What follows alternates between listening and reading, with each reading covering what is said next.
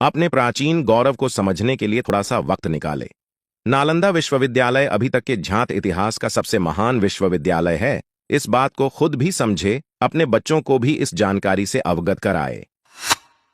आज भले ही भारत शिक्षा के मामले में 151 देशों की लिस्ट में 143वें नंबर पर हो, लेकिन कभी यहीं भारत दुनिया के लिए ज्ञान का स्रोत हुआ करता था।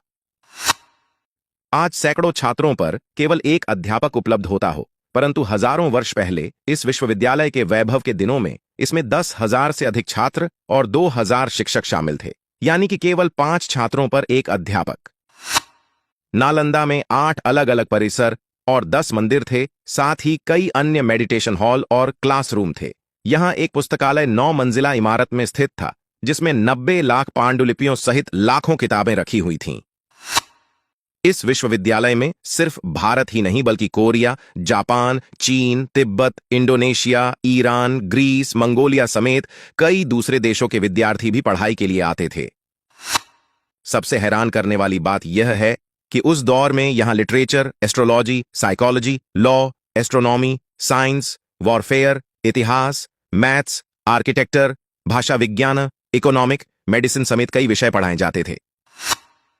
इसका पूरा परिसर एक विशाल दीवार से घिरा हुआ था, जिसमें प्रवेश के लिए एक मुख्य द्वार था।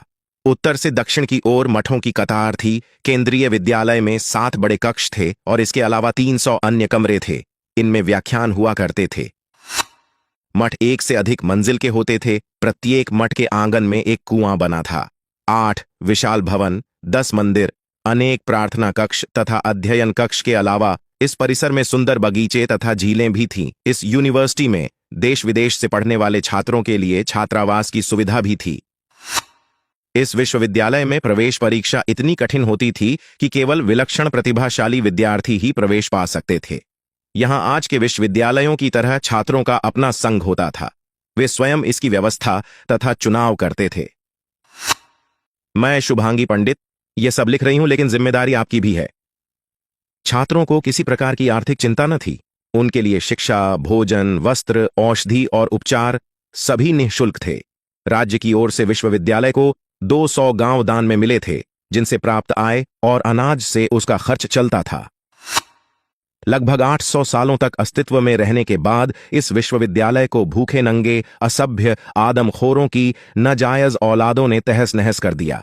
इसके बाद भी सेक्युलर चिंदुओं व बीमटों को इनमें अपना बाप नजर आता है।